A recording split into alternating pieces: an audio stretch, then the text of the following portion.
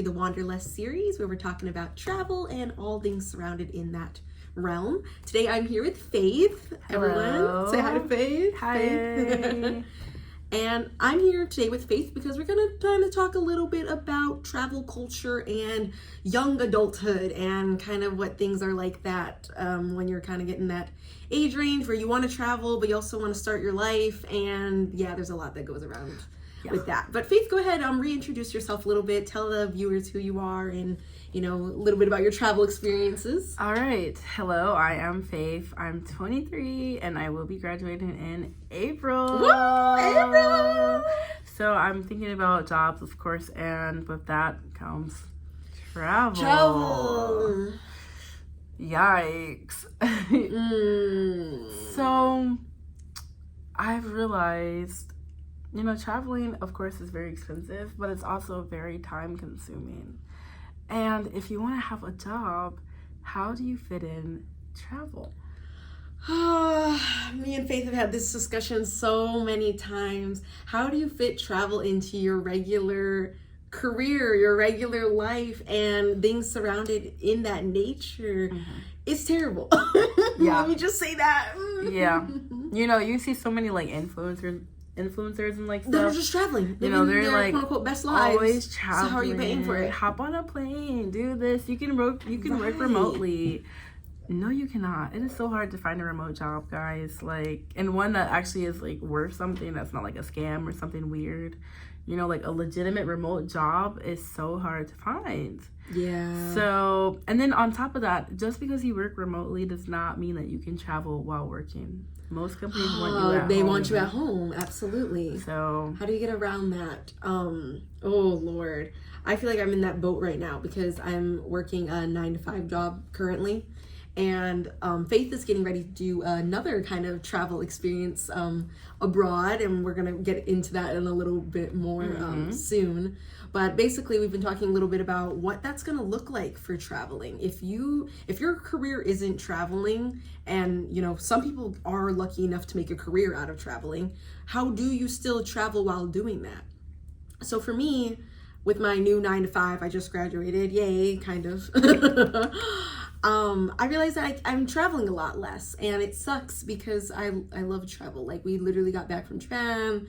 We're literally getting ready to go. What are we going to Canada? Oh yeah, we're going to Toronto this weekend. By the time this comes out, we probably already went to Canada. Maybe we'll talk about that. Right, hopefully we'll be talking about that a little bit. So hey, but you know, it's hard. I realize that my trips are becoming a little shorter, and that my weeks that I could spend weeks long traveling are becoming like 2 days, 3 days. A lot of domestic travel as opposed to going out of the country. Mm-hmm.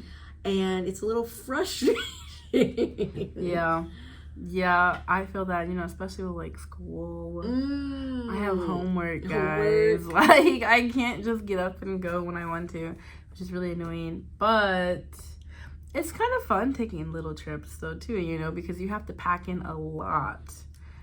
You know, for like 2-3 days. So you're like, you're crash landing, you're getting up, you're going, and you're just go. Yeah. I think you can make a better experience out of short-term travel sometimes, just because you know exactly what you're going to do on every day. There's no rest day. It's like you get there, you're going. Yeah. Next day, you're going. You're up. Then 6 a.m. Right, 6 a.m. you're up. And then the last day, you're gone. Right. So it's like, you got to make the most out of your little small trips, at least the most that you can. That is. Tell us a little bit about like applying for your study abroad program. I don't want to spill all the beans. I figured I'd let you share. Okay. So I'm applying to the JET program. Well, I've applied to the JET program and I've actually already gone through the interview process. And maybe by the time this is posted, I will have known whether or not I got accepted into the JET program. So tell us, what is JET? Like, what's it about? How long are you there for? You know, what do you do in the program? So JET stands for Japan Exchange Teaching Program. Most people who applied to JET applied to be an assistant language teacher for English, you know. But you don't have to. You can also do coordination for international relations, but you need to know how to speak Japanese for that. So basically, the JET program is anybody who's from an English-speaking country can move to Japan through the Japanese government to teach English. You have to do it for at least 1 year.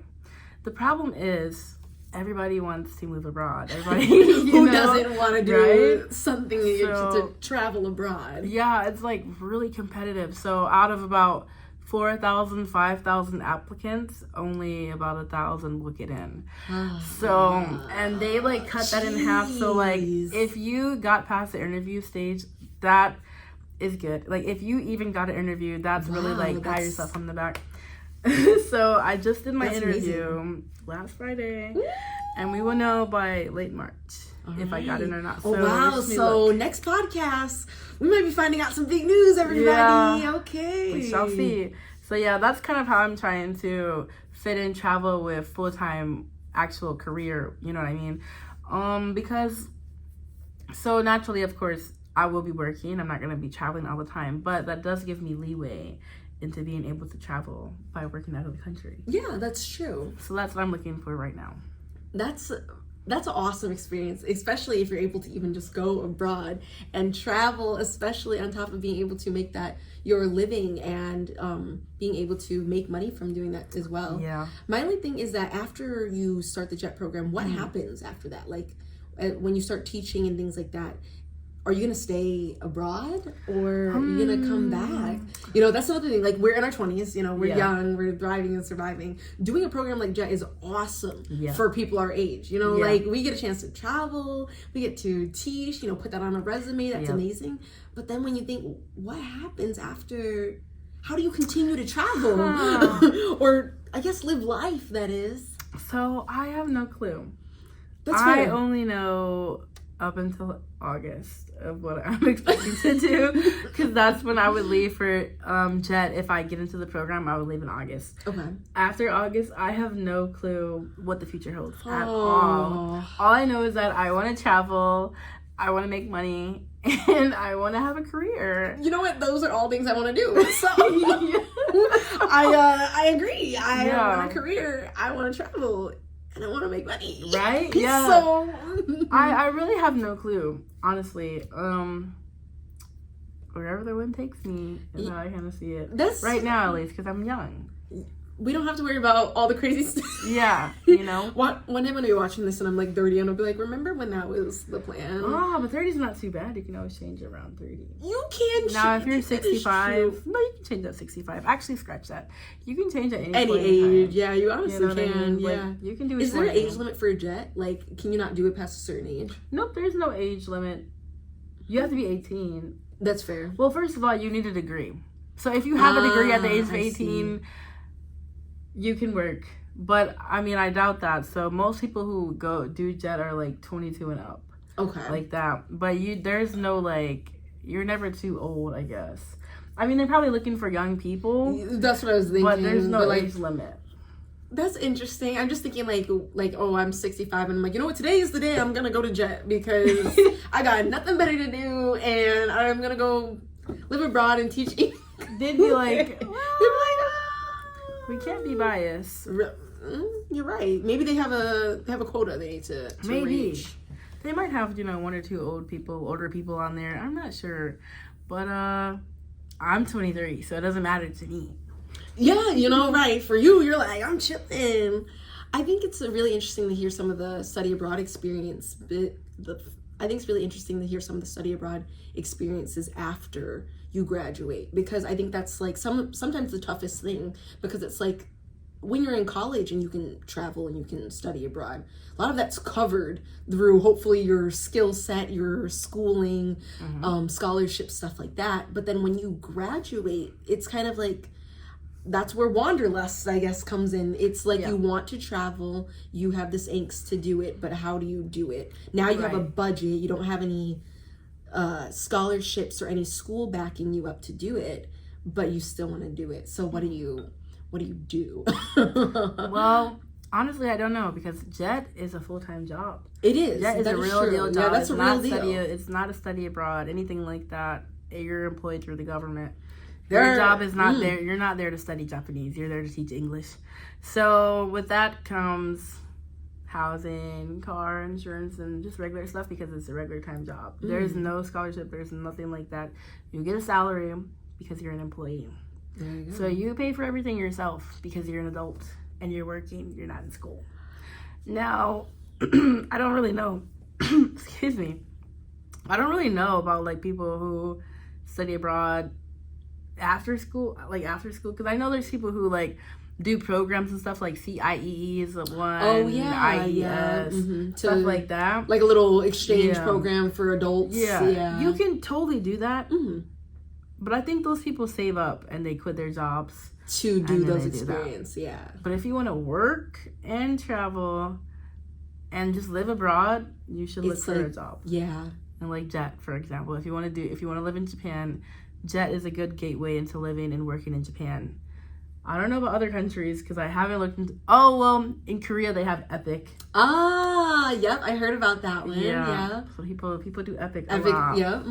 But if you like Korea, look into Epic. I'm pretty sure they have these kind of programs in like probably any non-English speaking country. You know, like of course not England. They speak English there. Yeah, they speak English. You're not going over there going like, no. So can I teach English? They're like, for what? For what? You know, we got enough of you. Right. Or like, are you teaching grammar? What are you teaching? Right. Like what kind of English? Language arts? History, arts. Right. Like. So no, but Spain. I know they have programs like that in Spain, Germany, especially down south. Not down south. South America.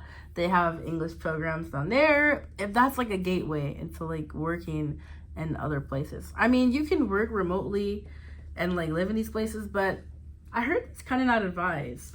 You know, I can believe it, why it might not be advised, but I wonder why exactly that is. So people believe that the people who work remotely and come into these locations and apartments and stuff like that, they're kind of messing up the economy. So because of that, you know, you're kind of taking away from these people because you're working remotely. You're working, you know? But if you work for a local company and something like that and can maybe give back to the community, it's like different in that sort of way. That makes sense, yeah. You know, so stuff like that. Be considerate of stuff like that too when thinking about full-time employment in another country and living there and stuff like that. How are you affecting the community? That makes sense. Yeah. I think for me, I totally want to be one of those people. I want to work remote and I want to go to a different country.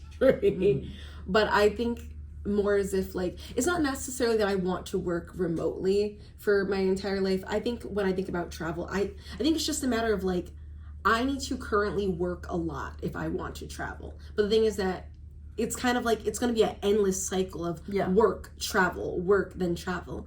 And I think the best of both worlds sometimes is to do remote work or start a blog or, you know, become a content creator, because the only way you can work around that angst to like, look, I want to see the world and, I don't have any money to see the world, goes to remote travel. Right. Okay. So I guess my question is, because I mean, like, ideally that's good, right? Right. Like, ideally that would be the plan. We could work remotely and travel X, Y, and Z. Yeah. But realistically, you need to save money. Yeah.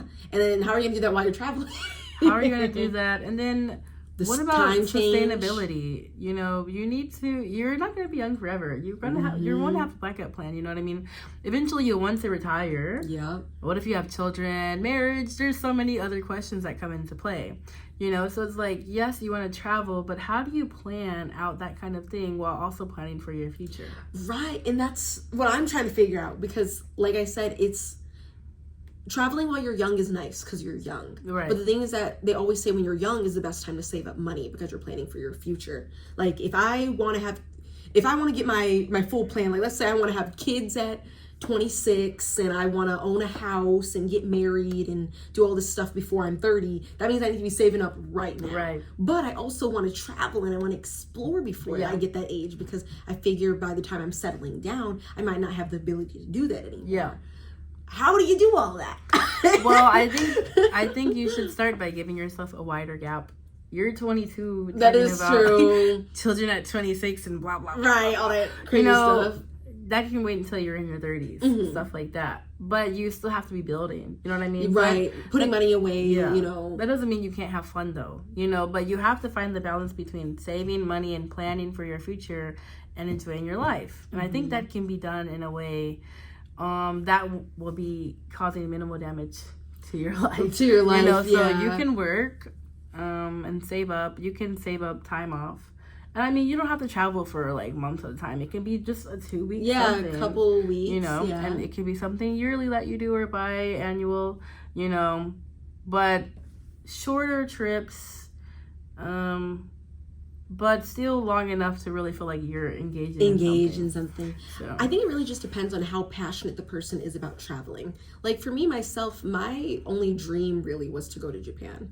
And I do still have a dream to want to travel to other places. But I think for me, the biggest thing that's been on my bucket list forever was Japan. And at this point, I've kind of done that. So every travel experience I have from this point on is almost like a bonus to me. It's not like I'm sitting here and I'm planning my next trip. You know, I am kind of, but I'm not going out of my way to make those things happen. You know, I'm not looking at study abroad programs right now. I'm really just putting money away, hoping that maybe one day I can take another trip, you know, like hopefully I can take a 2-week trip out abroad somewhere where I can afford to, you know, do a little trip, you know, like us going to Canada for a weekend or, you know, going to somewhere domestically for a little while. Yeah. It's kind of like all you can do until you're able to take that big jump. Like I think for when you're younger, it's nice that we have that ability to like, hey, look, if you really want to travel, your school's kind of giving you that like little push to do something that you might not be able to do when you're done with school. But I think that's kind of all it is, or all it can be, is like, hey, you get this opportunity to travel, take it, then afterwards you might not be able to do it again. That's why it's kind of like, do it or you don't. So I always say, if you want to do it, you might as well do it if you can. Yeah, I think one thing to keep in mind though is just because you're not young doesn't mean you'll never get the opportunity to travel again.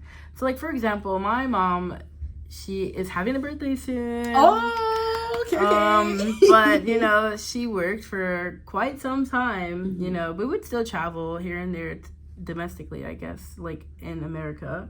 But now that she's retired, she is always traveling. She came to visit me in Japan. She's been to the Bahamas. She's been doing X, Y, and Z. You know what I mean? So, yes, you know, it's nice to take advantage of things when you're young. But you have to keep in mind, life does not end because you're not young. You can always have the opportunity to travel. It's just about planning that kind of stuff. You know what I mean? You don't have to get up and go all the time. Like, you can take the year or 2 or 3 or 4, you know, save up and build and get an apartment or do whatever you're going to have to do. You know what I mean? The countries will always be there. That is true. You know? No, it's not going anywhere. Yeah. I think that's another thing too. It's like, it's really up to each person individually. Like I don't necessarily, for myself, I don't even know. I want to travel as much as I want to like settle down and like have a kid and regular life, but that changes depending on the day.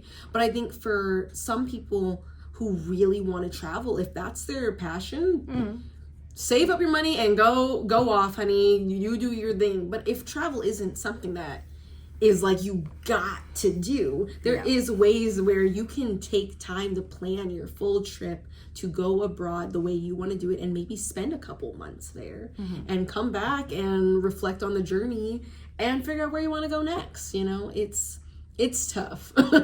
You never really know what you want. I think us being young and like with the mindsets that we currently have, it's nice that we're kind of just living life, you know, but the same can't be said for everybody. Yeah, for me personally, like I've always wanted to travel my entire life since I was young, you know what I mean?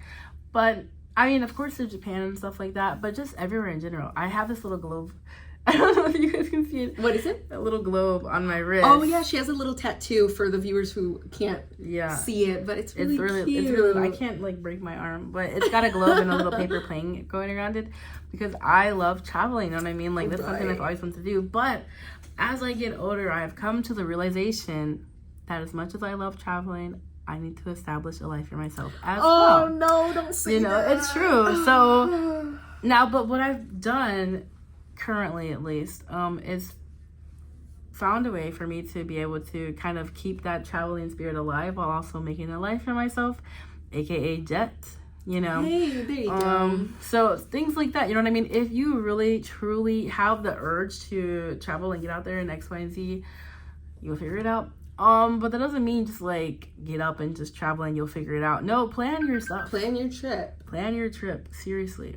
get it together, guys, because you don't want to end up with no money and having to come back home with your tail between your legs. You're like, hey, I'm back and I'm broke this time. You know, like traveling is really important to a lot of people.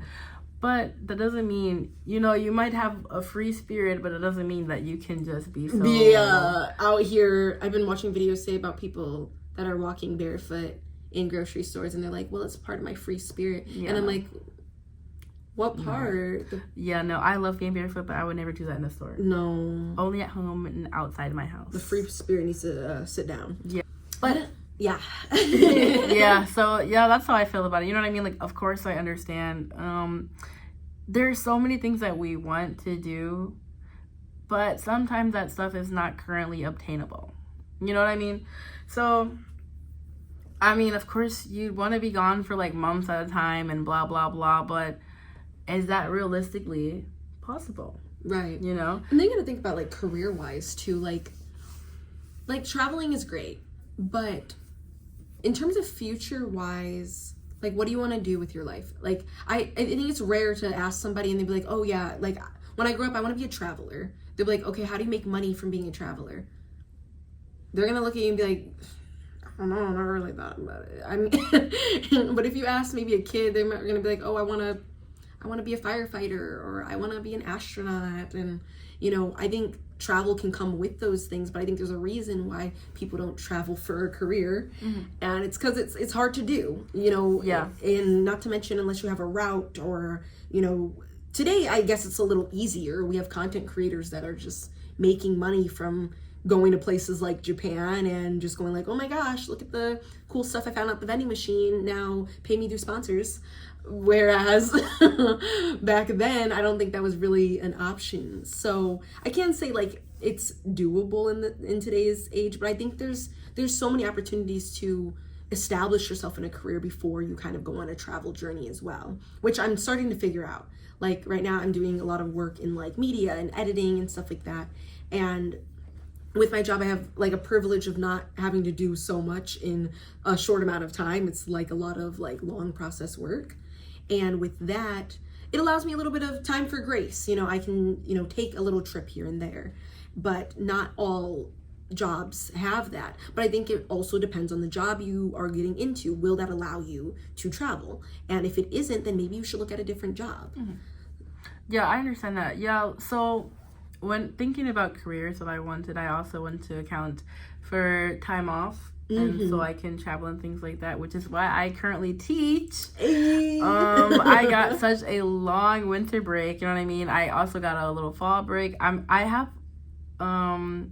have like a holiday break for like 3 weeks. Oh, okay. Literally, like the school break. Yeah, that's nice. And then in 2 weeks, I will have another week off for winter break. Oh, winter. Then in March, I will have spring break. You know what I mean? So we get a lot of breaks because of, you know, the school system. Mm-hmm. So when thinking about like having time off, you have to think about what kind of career you're choosing.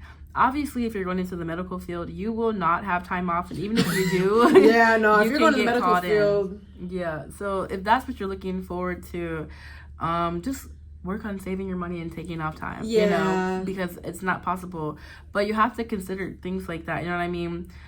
What are you going to be doing, and will you have leeway with that? If you have like a high involvement career, you're never going to have that kind of leeway, and you will have to do extra planning. It's not to say that you can't do it, because obviously you can do anything you put your mind to, but it just won't be as easy as opposed to maybe somebody like me who is going to get 3 months off in the summertime because so I'm a teacher. Yes, so that's like my mom. Things like that. Literally, praise all the teachers in the chat. Yeah. Because oh my goodness. Can we just take a little pause? Let's really appreciate teachers right now, For guys. real, because y'all be doing the most.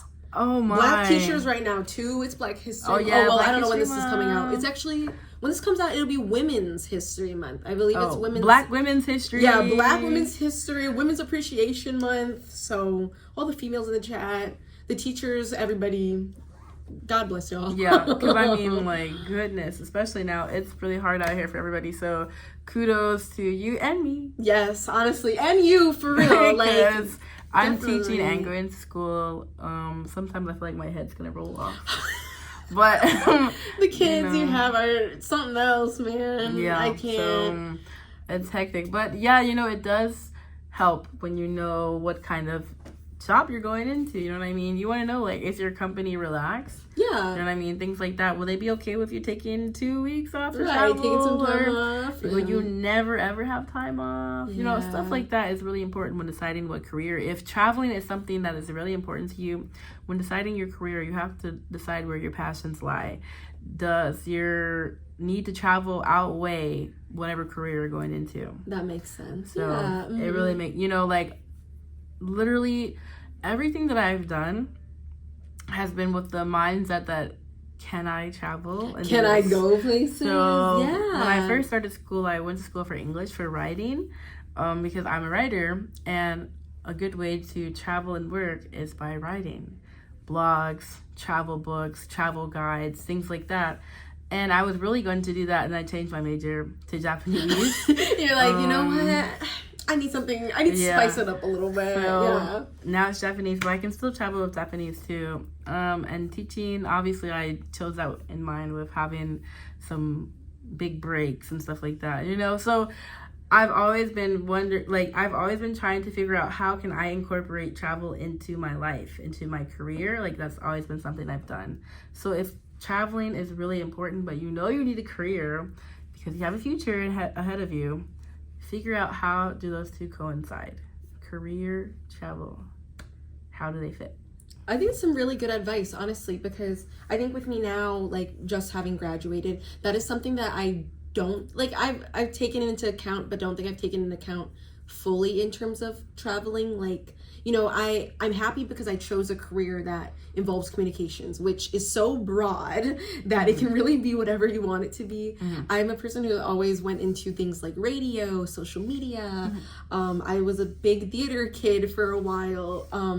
And then last minute I changed to Japanese culture because I realized I really liked it. I was doing Japanese culture stuff all through high school. I was like the weeb of the school because I ran the Japanese culture club for 4 years. Crazy. And I'd make people go to Japanese events, and we'd learn Japanese together in class and like practice hiragana and all this stuff. So when I, my second year of college, or what was it, my third year? I think my third year of college, I was like, yeah, you know what? I'm switching minors. I'm just gonna go into Japanese culture because that's what I wanted. And when I knew, unfortunately, it was during the pandemic, so I feel like my college experience got cut a little short. But they were saying that travel would be open my last year of college. I was like, you know what? This is kind of like a now or never experience. So I did it. I was like, yeah, I'm gonna transfer schools. I'm gonna move back to my hometown, and I'm gonna pack up all my bags, and I'm gonna leave out of the country.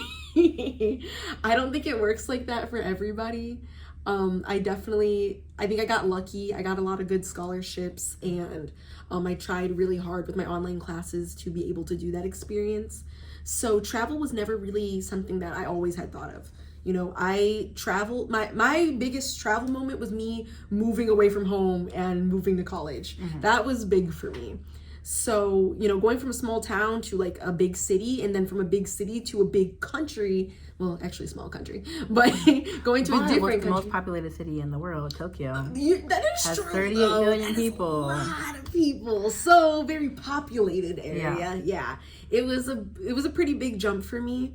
But I think with that, I've unlocked a lot of experience and realized how important it is to travel. Yeah. Like Japanese culture was my minor in school, and I still want to learn more. I think there's so much cultural elements that I'm picking up just from watching your guys' TikToks and YouTube shorts. But I think I would love to go back to the country. Maybe I don't know if it would necessarily fit in my terms of media field, but that gives me opportunity to write blogs. It gives me an opportunity to put my mind in more of a communication setting by learning more about culture in different ways and going to different places and learning about other cultures in different ways. So I think you definitely got to put your career at the forefront sometimes. Yes. I didn't have as much opportunity to do so, but I'm trying to do it now so I can learn more about different cultures and reasons for travel. Right. Yes, I agree. I think career is very important. You know what I mean? Traveling and experience is also important. I think it's hard to find the balance, though. You know what I mean? Really because is. I'm always telling my friends, like, oh my God, guys, please travel more. But then at the same time, it's like, I understand you have to work. You know what I mean? Like, right. And so I agree. I think we're going to pick up on this after our little break here. Okay. Insert just in case we have a sponsor or whatnot. Yeah, I think in our next little episode, maybe we'll talk about what is it like for our friends and families who want to travel abroad, and we're over here going like, hey, you should, but can't. So what do you do? We'll talk a little bit more about that after the break. Do-do-do. Thank you guys so much for listening to the podcast this far. If you've made it this far in the video, I request that you like and comment and subscribe to our podcast channel. That will be all from today's messages, and let's get back to the show. Thanks so much for watching. Bye!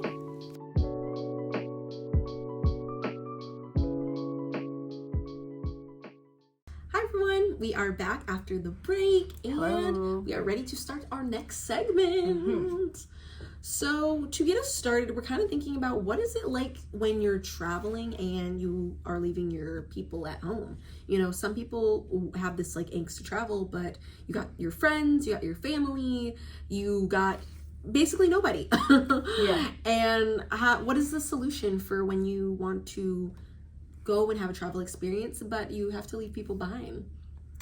WhatsApp, WhatsApp, Facebook, and for me, TikTok. Oh, TikTok. Yeah, so it's so funny. I started making TikToks originally because my family, like, you know, so they can watch your experiences. Yeah. So like, okay. I have experience with editing videos because I used to make YouTube videos and things of that nature, and I just like doing stuff like that. You know what I mean?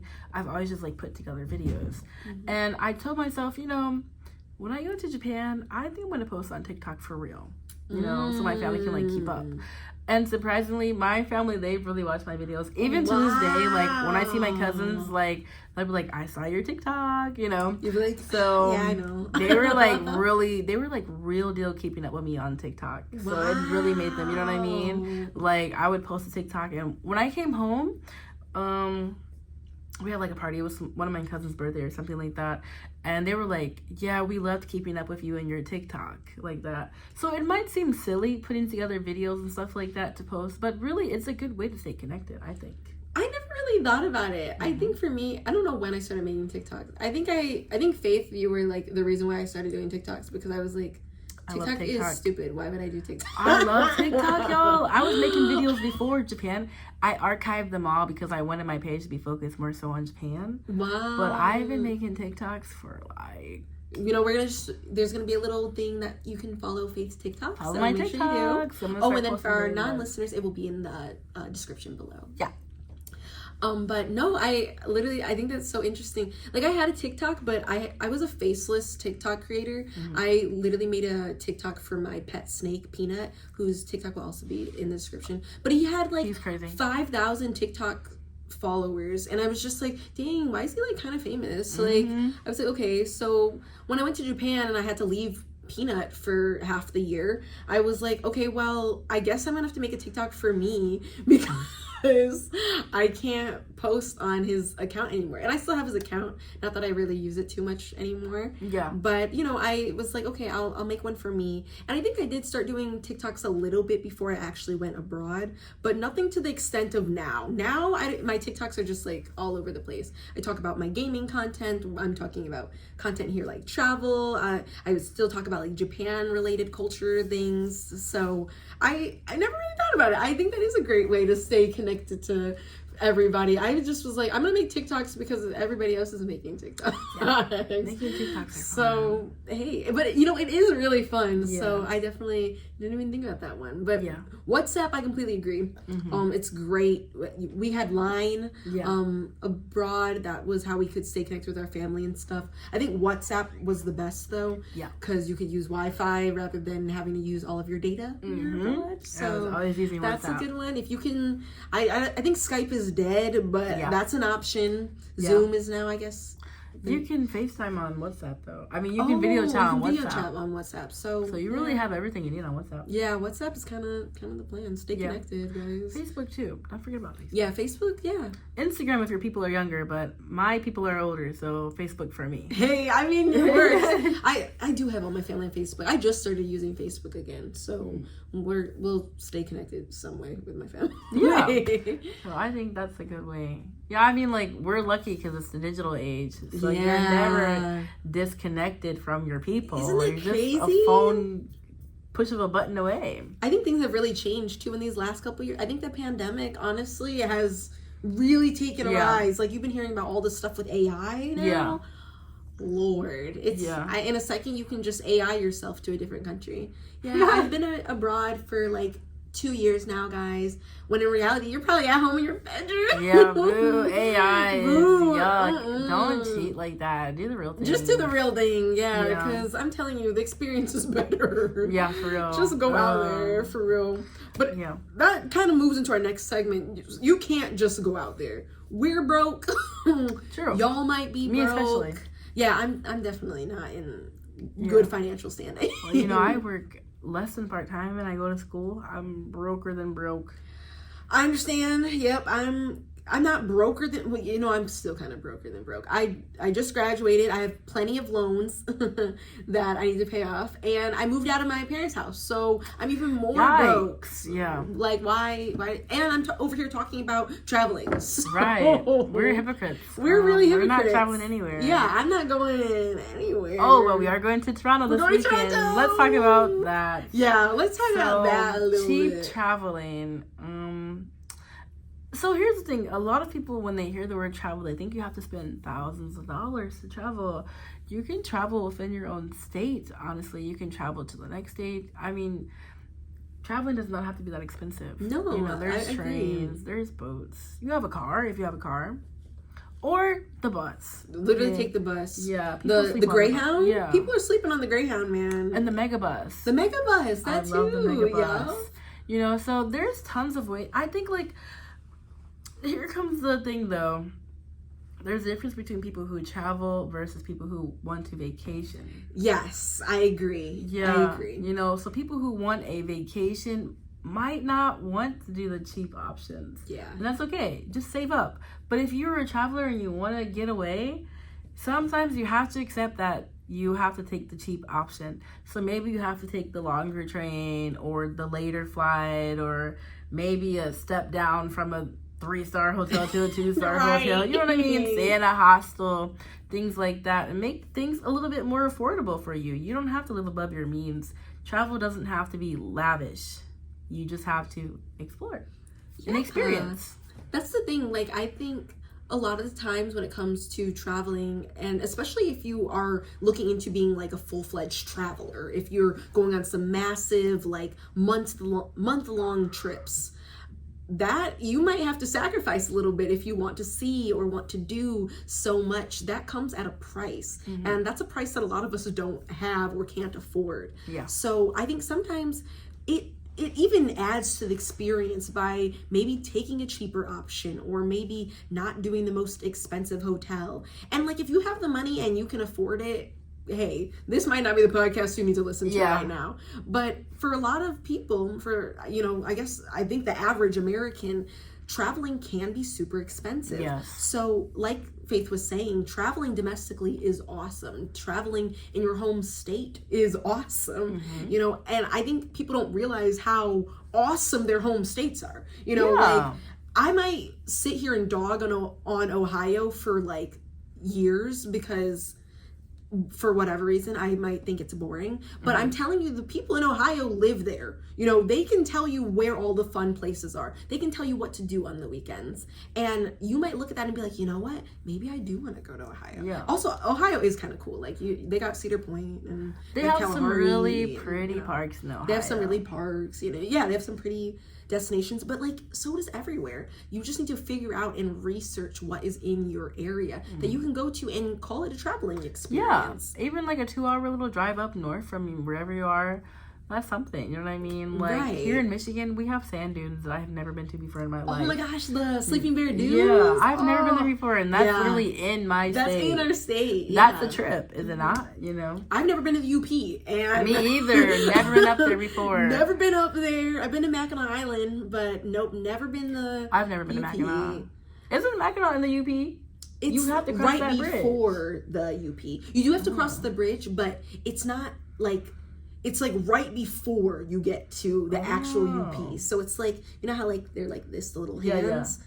It's right here. Oh, so they don't really consider, I guess, the UP. You can, but it's like a little island in between the both of them. Oh, wow. And I didn't know that. It's pretty cool. Like I've never been more than 3 hours north of Detroit in Michigan because I don't know. I just never have, you know. So I've been down south. I've been lots of other places, but never up north in Michigan. Like I've never been to Traverse City, but I've only been just a little bit under Traverse City. I used to go to summer camp up there. Oh, but never been to Traverse City.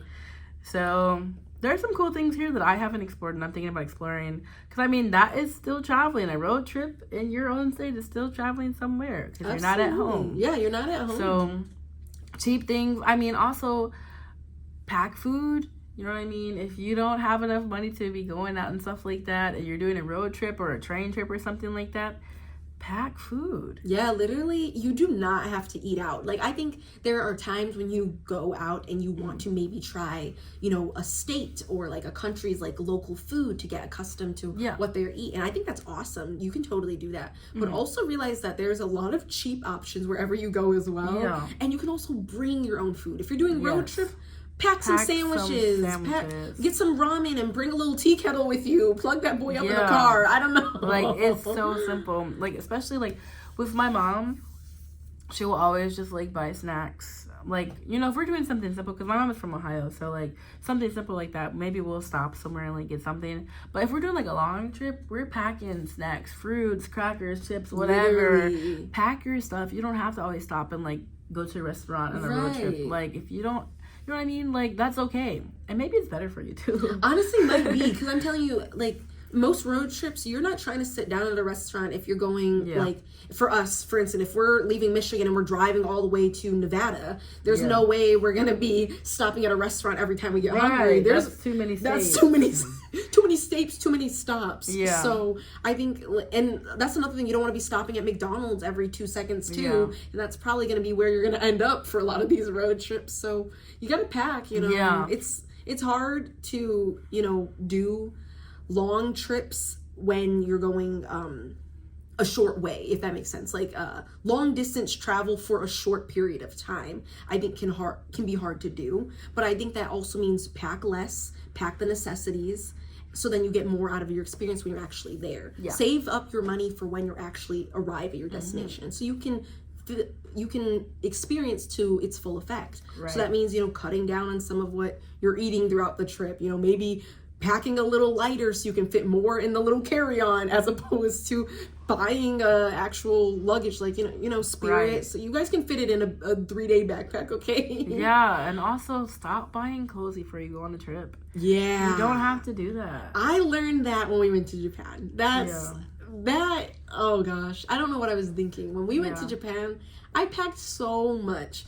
In my mind, I don't know what I was thinking. I'm like, oh yeah, I don't know if Japan has blankets. What if they don't have underwear or socks? Or of course they do. Do they have toothpaste? Oh goodness. They don't brush your teeth. Right. Nothing. Oh, it's just gonna be over. No. Literally, wherever you go, I'm sure they have some sort of variation of wherever you're going. Yeah. You can leave some of that stuff at home. Yeah, even toothpaste. Even toothpaste. You can get to go to literally anywhere and get a little travel size thing. That's all you need. Right. Then leave it there. Right. Don't bring it back home with you. That's what I like about Japan, Loki. You don't have to have toothpaste. They provide a really tiny tube in the hotel, and that's all you need. That's all you need. You don't need anything more. See, Japan's so nice though, because they literally give you like pajamas and slippers at some places. Yeah. Like they're like, look, we understand that you're only going to be here for a night or two. Yeah. Here's some pajamas because I'm sure you didn't bring any. Yeah. Here's pajamas, a brand new toothbrush for you. Yes. Toothpaste, a comb. Right? Like, you know, stuff like that. But nice yeah, and easy. it makes it easier for you to travel because you don't need to bring a whole tube of toothpaste on a little trip. You know what I mean? Right. You don't need to go out and buy brand new clothes on a little trip. Exactly. You can leave some of that stuff at home. Right. You like, don't need to bring 5 pairs of shoes on a little trip. Yeah. Agreed. You know, if you can't carry it on your back, you're going on a little trip, you don't need to bring it. Mm-hmm. Or like if you can't hold it in your hand, if you struggle to lift up whatever you're bringing on a little trip, that means you have packed too much. Yeah. You know, I think that's another thing too that we could even talk about a little more is like when you actually get there, how much do you need to bring back with you?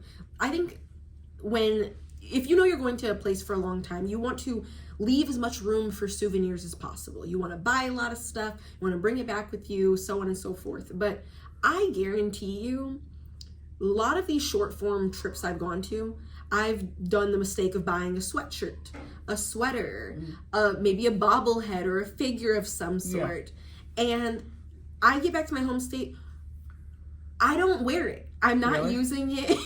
I love buying sweatshirts. I do too. I love it. I love buying a sweatshirt. I love buying a hoodie. But I think sometimes you have to realize how important is that? How important is your hoodie or your sweater? I think you need to make sure you're living for the experiences wherever you go. Everything's an Instagram worthy destination or something beautiful to take a photo. And that's completely fine. But make sure you're actually enjoying the experience and not filling your bag with just cool things you got. Like, bring stuff home. You know, we have our, omiyage. You want to bring stuff home. Yeah, and, I didn't bring much back, honestly, from Japan. I brought so much. I didn't bring like anything really. Way too much. Like nothing, like no souvenirs really. But my mom did that for me. Like, so when I came back home, I didn't bring much. I brought my and see, that's smart. stamp books from shrines and fans and more traditional kind of things that my host parents and stuff gave me. But yeah, when it comes down to like souvenirs, no, I didn't buy many. I bought way too many. And a lot of it, okay, I will say, I don't think any of it was like stuff I didn't use or maybe stuff I wish I didn't have. But I definitely think I could have condensed. Yeah. I think a lot of the times when I think about Japan or when I reminisce about, us being there, I usually think about, I just love the experience. Like I sit, I'm like, oh man, remember we went to Harajuku and got those cookies? Or like, remember we went to like Team Labs and like we didn't wear any socks and shoes? I love that. I love being barefoot. I love all of that.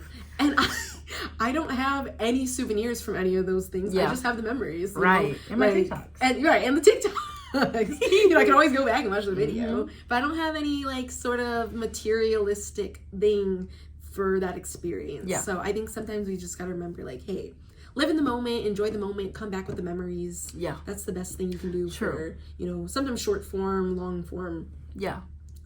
Travel experiences. Yeah, and if you want souvenirs, think small, okay? You don't need the biggest, grandest souvenir. Sometimes a really cute magnet is all you need. Right? And my refrigerator at home is chock full of magnets. You've seen it. It's magnets galore, but that's because we travel a lot and we always bring back a magnet or two. Because those, you can never have too many of those, and I mean they don't take up space at all. So think about stuff like that. Maybe a little charm. I have a charm on my bag. That's like a little souvenir, I guess, but it's practical because I have it on my bag every day. Like I'm using it every day, and it doesn't take up any space whatsoever. Stuff like that. You don't need crazy souvenirs. People will appreciate a pencil with the name of the place you went on because you thought of them and you bought them something. But I will say though, sweatshirts and hoodies. She's always gonna say yes on the sweatshirts. I have so many. Matter of fact, for our Toronto trip, I'm gonna be wearing the one that I got from Niagara Falls. I'm dead. I'm gonna wear that. As many times I've been to Toronto, I don't think I have a single Toronto thing. Like, I will be getting a magnet and a shirt. Well, maybe I will get a sweater or something because I can't remember. I love them, and they're really practical. Like every time I get a sweatshirt or a hoodie, I always wear it home. Oh, that's smart. Yeah. I only have one hoodie I bought from Japan. And I do wear it, though. I wear it pretty frequently. But literally, I have one, and that's it. But I bought way too much other Japanese clothing that I just wear. And I'm like, yeah, I got this from Japan. If you want to know where this shirt I have on right now, I got in Japan. You're like, yeah, I got this from Japan. Uniqlo. Uniqlo? But this is Uniqlo. Do they have Uniqlo in Canada? They do. They have it in Toronto. Look, guys, this is a little off topic, but Uniqlo? I love Uniqlo. Oh my gosh, I'm so excited. I love them. Oh, yeah. Oh, I want to go. But it's way too expensive. Like, I just went to Chicago a couple weeks ago. I went into Uniqlo in Chicago. Oh, it's expensive. Mm-hmm. I was like, oh, I'm good. Heat tech, cooling tech. I don't need it. Mm-hmm. But I will be going in Toronto, Yeah, but yeah, I will also be buying a t-shirt that says. Okay. And, of course, a magnet. Even though I have one from Niagara Falls, so it's not really like... See, I don't own anything. I really should, though. I'll get something when we go. The only thing I ever get with my fat self is I just get Kinder. What is that, Kinder Egg? Yeah, I get the chocolate? Yeah, I get the Kinder. Oh, you can get that here. Yeah, you can get that here. Before I used to get the special Kinder ones that you could only get in Toronto. Mm. But now they have them everywhere, so that's what I normally get. But now I stock up on Smarties, because now that's the only thing I can get there. So I stock up on those now, and I still get Kinder, because why not? I love those Kinder Eggs. I can't have them anymore, though, because, like, I got too obsessed with them. Oh, the toys inside? Or? No, the other ones, the, like, creamy ones? Yeah. Those are so good. I love those. And I was just like eating them too much, and I'm like, okay, I have got to stop. Like, my friend went to Mexico recently, and she brought me back Kinder, and like, I just had one a day. Dang. I love the Kinder. She's just like, hey girl, I got you some. The little Kinder chocolate The cream ones? Oh, I had the chocolate bar one today, and I was like, oh. Lucky. They sell them at Target now too, you know. Oh really? Oh, okay. Well, I'll be at Target. Go to Target. America's stepping up finally. Right. America's stepping up. I'm dead. But yeah, when it comes down to like stuff like that, be practical. You know, you don't need 50 million baseball caps and a big box of whatever, you know what I mean? Just because it looks cute does not mean you need it.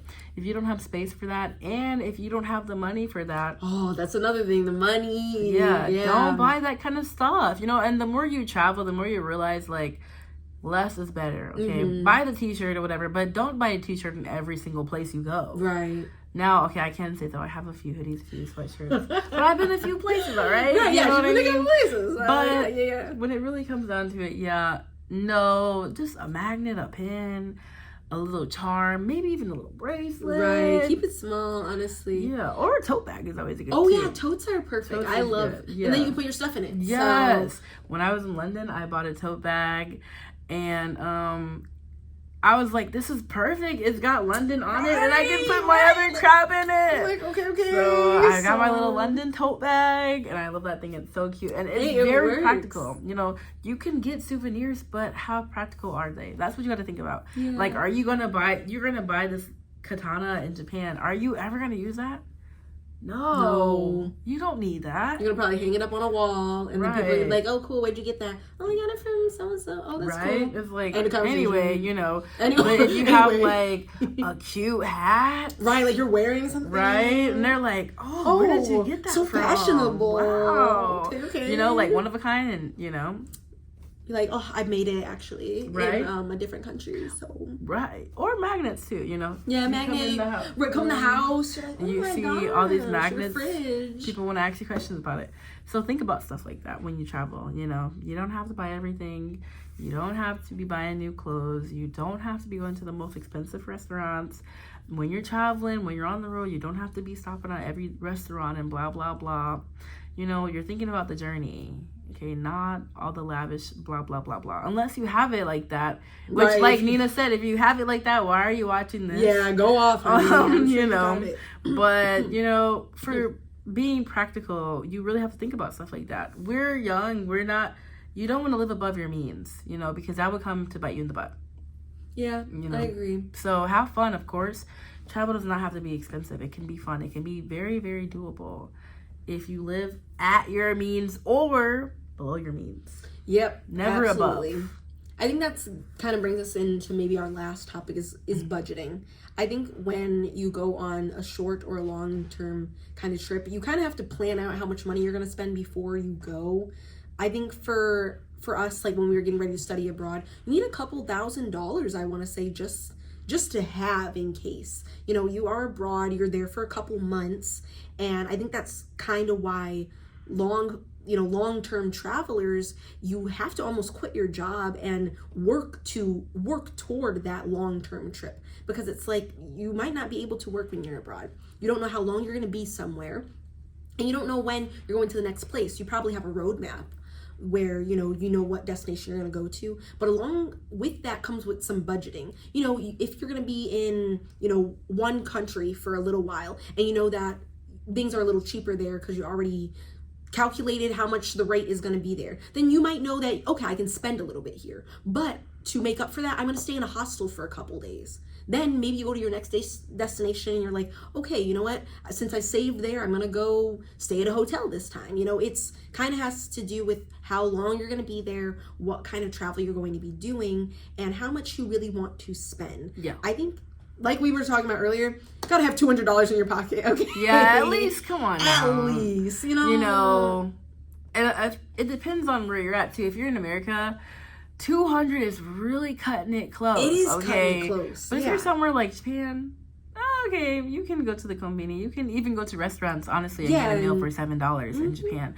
But so know where you're going, know your price range, because if you want to go somewhere like Switzerland, $200 is not going to cut it. And if you don't have more than $200, you have no business going there. Yeah, you probably need to turn around. You need to turn around until you can afford, you know what I mean? But just know the economy. Do your research. Yeah, you have to do your research. Yeah. But for short a 2-day trip like how we're doing for Toronto, $200 is good enough. Yeah, we don't need more than that. We don't need more than that. We're not. Yeah. Look, in the next podcast, we'll update you how much we spent when we went on a short farm trip. Right. Well, maybe we'll do a little vlog. We're just going to markets. And stuff. We're just gonna be hanging out. So we're gonna be walking. We could do a little vlog, our 3-day trip in Toronto. Yeah, I think I will vlog. So maybe by the time you post this, I'll post a Toronto vlog. Yeah, I still haven't posted my Japanese vlog. Oh, no, okay, yeah. So Faith has some videos coming out, guys. So make sure you guys check them out. They're really long. They're like 20 minutes a piece. So mine, I don't know how long they are. It depends on what I'm making. But if we do Toronto, it'll be like probably 10-15 minutes. Yeah. But same for me. Yeah, no. You'll have to remind me though, because I suck at. Hey, I got you. What's it called? That gives us an idea. So we'll kind of show you guys what it's like and what we spend in a 3-day weekend trip. Yeah, so and it shouldn't be too much. Yeah, it shouldn't be much. Yeah, know your stuff. Don't ever go somewhere with no plan. You know what I mean? Unless you have it like that, which for the third time, if you do, hey, go right ahead. But really seriously think about it. So When I was in Japan, I wanted to go to Korea, right? And I went in May last year, but I was also in the process of booking my ticket home. So when we came to Japan, we flew, what was it? Premium Select or something like that. Premium, Comfort Plus or something? No, it was like Premium something. Because so they have first class, and it's Premium Comfort, then regular. Right, we were yeah, so we were not good enough to be first class, but definitely not economy either. You know? We were in the middle somewhere. Yeah, so of course it costs a pretty penny, But, so I had enough money to buy another Premium Select ticket back home, but I wanted to go to Korea. So what did I do? Instead of doing Premium Select, I caved and I just went economy. You know what I mean? You have to pick and choose what you want, and I want to travel more. And of course that sounds like Lucy being oh, I have to do economy. But, it was still a little bit of a sacrifice for me, at least, sacrificing that seat in order to have a new opportunity. But I did what was in my budget range. I knew I couldn't do both Premium Select and Korea, without really pushing my budget. So I decided to, take the Premium Select away. Economy is perfectly fine. I'm perfectly fine with flying that. I just wanted a little bit of more luxury, I guess. But I decided to do away with that in order to gain another experience. So you know, you have to really weigh your options and don't be reckless, you know. If you have a budget, stay within that budget. Don't try to push something because you think you can, because you never know, accidents could happen. Yeah, especially when you're abroad, you don't really know. Like, we always hear the horror stories, like Spencer, who was probably on last week's podcast, he always talks about the horror stories of him losing his wallet, or, you know, something bad happening abroad, and you never really know, especially if you're going into an unfamiliar place, new territory. You want to try to keep as much cash on you if you can, or at least a little bit of cash on you, because you never know if you lose a credit card or get an ID stolen or something, or if you get sick, injured. you get sick, right? You need to find a way to pay for those things. So, like, again, like Faith said, try not to push the budget when you're traveling. That reminds me of, like, when we were in Japan and those girls got COVID, and I remember I hung out with them. We went out one night and everybody got sick, even including myself, and all of them got COVID. So I was under the impression, like, oh man, I probably got COVID. I ended up going to the doctors that day, and in Japan we have our insurance and stuff, but they also have you do like a copay, and I don't really know, like, in my mind I'm like, oh man, I'm gonna have to pay. It's like America. I don't got like I don't got my little 50,000 yen or whatever I might have to pay. But when I went, I was fortunate enough that it didn't cost that much, but again, like, that might have not been in my budget initially when I came. Like, I wasn't expecting to get sick. I didn't know if I was going to get COVID. I ended up having the flu, so I still had to buy medicine. I had to stay at home, and, you know, that was extra money that I had to spend just so I could not die. And I think that happens for a lot of people. You go abroad, you might break a leg. And you gotta kind of fix that. That did happen. You remember the guy, Tyler?